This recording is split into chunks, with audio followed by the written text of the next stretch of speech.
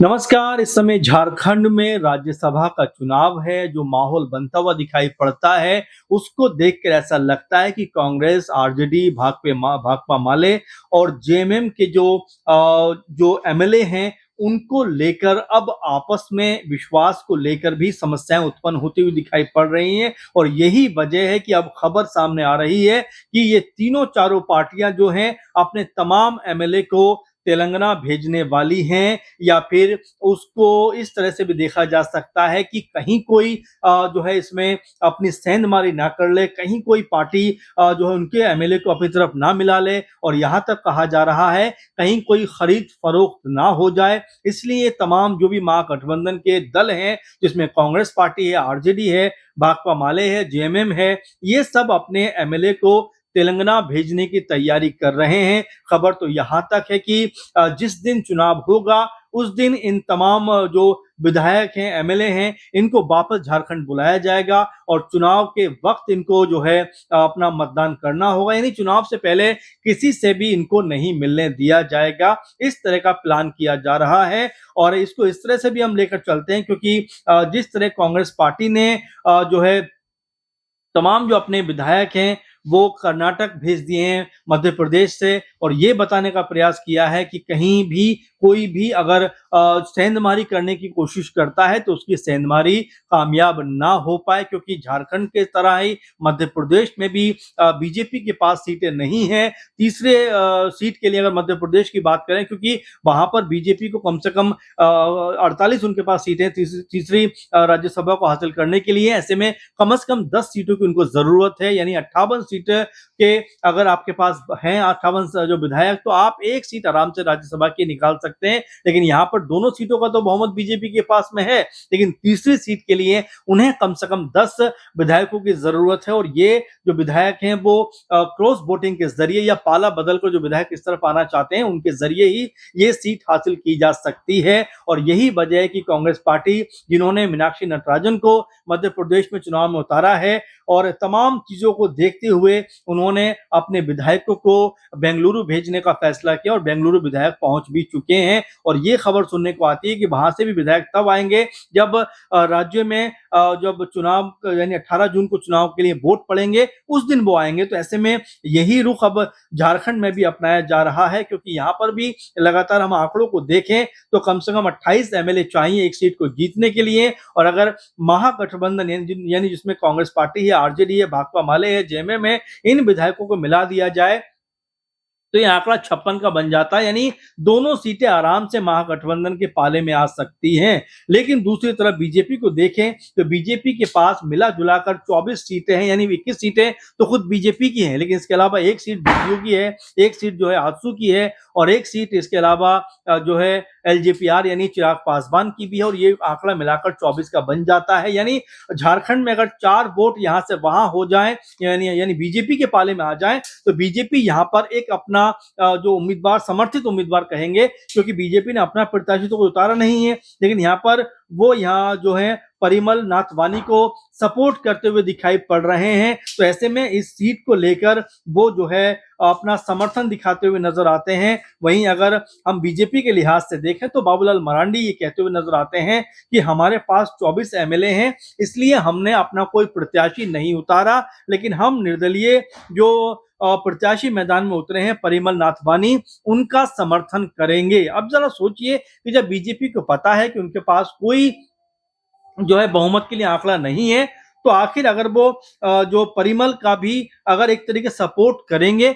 तो क्या वो जीत पाएंगे, ये भी सवाल लगातार बनता हुआ दिखाई पड़ता है। उसी बात को लेकर जेएमएम पार्टी की जो सांसद है महुआ माझी, वो ये कहती हुई नजर आती हैं कि खरीद फरोख्त गलत है और कुछ दल ऐसा कर सकते हैं जो विधायकों को अपनी तरफ लाने के लिए लालच दे सकते हैं और सीट खरीदने का प्रयास कर सकते हैं, क्योंकि उनके पास एक्चुअली तौर पर तो वो आंकड़ा नहीं है। इसी बात को लेकर झारखंड में एक अलग तरह का माहौल बना हुआ है, क्योंकि पहले भी हमने देखा है कि कांग्रेस पार्टी के खेमे से कई विधायकों ने क्रॉस वोटिंग की है, पाला बदला है और इसी मद्देनजर कांग्रेस पार्टी भी सतर्क है कि अपने विधायकों को वो सुरक्षित जगह पर भेजे ताकि कोई भी सेंधमारी करने की कोशिश ना कर पाए, खरीदने की कोशिश ना कर पाए, यानी उनके जो एमएलए हैं वो उनके समर्थन में ही वोट डालते हुए दिखाई पड़े। हालांकि इसको लेकर अपने अपने लेवल पर मीटिंग का दौर जारी है, लेकिन महत्वपूर्ण बात यह है कि क्या बीजेपी जिनके पास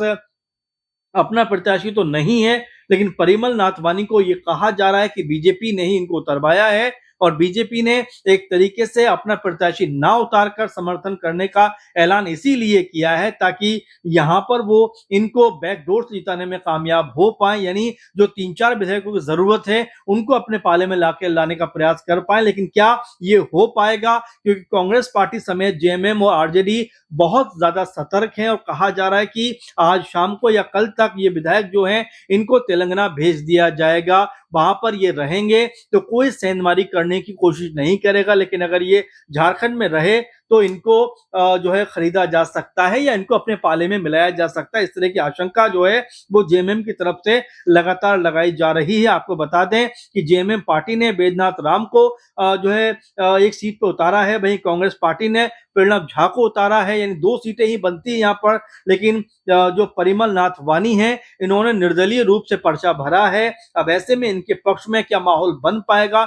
बीजेपी ने सपोर्ट करने का ऐलान तो किया है, लेकिन क्या 4 जो कम पड़ रहे विधायक हैं उनको अपने पाले में लाने में कामयाब हो पाएंगे? ये तमाम तरीके के सवाल यहाँ पर बनते हुए नजर आते हैं। आपको बता दें कांग्रेस सांसद सुखदेव भगत ये कहते हैं कि बीजेपी ने लोकतांत्रिक मूल्यों को तार-तार किया है, इसीलिए लड़ाई जो है ये लोकतांत्रिक मूल्यों को बनाए रखने की है, बचाए रखने की है। इसीलिए वो अपने तमाम जो उनके विधायक हैं, तमाम जो साथी हैं, उनको मजबूत रहने की बात करते हुए दिखाई पड़ते हैं। हालांकि जेएमएम की तरफ से भी शुरुआत में इस तरह का रुख दिखाई पड़ता था कि वो कांग्रेस पार्टी के लिए एक सीट छोड़ने को तैयार नहीं है। कई जो जेएमएम के नेता थे, मंत्री थे, वो काफी खफा इस बात से थे कि कांग्रेस पार्टी ने सबसे पहले अपना उम्मीदवार प्रणब झा के रूप में उतार दिया और यही बात को लेकर बाकायदा जेएमएम की मीटिंग होती हुई दिखाई पड़ी। सफीउल हसन जो मंत्री भी हैं, जेएमएम के नेता हैं, वो ये बात कहते हुए नजर आए थे कि कांग्रेस पार्टी ने एक तरीके से जो गठबंधन है उस गठबंधन की भावना को ठेस पहुंचाई है। इसलिए हमने कहा है हेमंत सोरेन जी से कि दोनों सीटों के ऊपर उम्मीदवार उतारिए, तो ये माहौल बनता हुआ दिखाई पड़ा। लेकिन बाद में हेमंत सोरेन और राहुल गांधी और तमाम कांग्रेस पार्टी के नेताओं की बातचीत होती है और ये मसला कहने के सुलझता हुआ दिखाई देता है, जिसमें एक सीट पर जो है कांग्रेस पार्टी और एक सीट के ऊपर जेएमएम की तरफ से प्रत्याशी जो हैं उतार दिए जाते हैं, यानी कि दोनों प्रत्याशी जो उतरते हैं उनको एक दूसरे का समर्थन देने की बात यहां पर आ जाती है। मिला जुला कर देखा जा सकता है कि जिस तरह से झारखंड में अब ये माहौल बना है कि उनके भी जो जितने विधायक हैं उनको राज्य में रखने के बजाय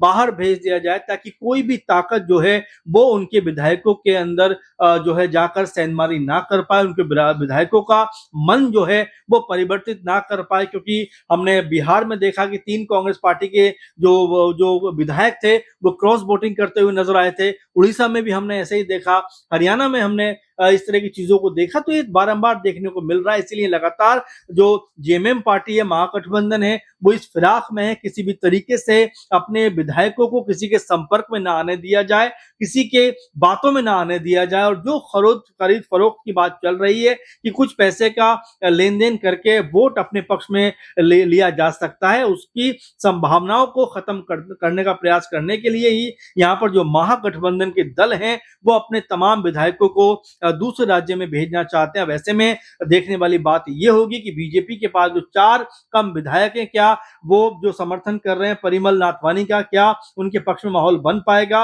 और यहाँ पर कांग्रेस पार्टी और जेएमएम क्या अपने अपने प्रत्याशियों को जीता पाएंगे? और क्या जो 56 सीटों का आंकड़ा है क्या वो जस का तस रहता हुआ दिखाई पड़ेगा? क्योंकि एक या 2 वोट यहां से वहां हुए तो इस सीट पर चुनाव जीतना महागठबंधन के लिए मुश्किल हो जाएगा। एक सीट पर तो जेएमएम पार्टी जो है बिल्कुल बहुमत उनके पास है, 34 सीटें उनके पास हैं, तो ऐसे में उनके पास एक सीट तो आ रही है। लेकिन दूसरी सीट का अगर हम जो आंकड़ा देखें तो इसमें कांग्रेस पार्टी को दूसरे दलों के सहारे रहना पड़ रहा है, क्योंकि यहाँ पर जो 6 वोट जेएमएम के रहेंगे, 16 कांग्रेस पार्टी के, 4 आरजेडी के और 2 भाकपा माले के, यानी इस तरह से आंकड़ा मिला जुला कर 28 का पहुंचेगा। इसमें इक्का दुक्का विधायक भी अगर यहां से बाहर हुए तो कांग्रेस पार्टी के लिए मुश्किल होती हुई दिखाई पड़ेगी। अब जो विधायक यहां से दूसरे राज्य में भेजे जा रहे हैं, उसको आप कैसे देखते हैं कि क्या वाकई में विश्वास बना रहेगा या यहां पर खेल बिगड़ता हुआ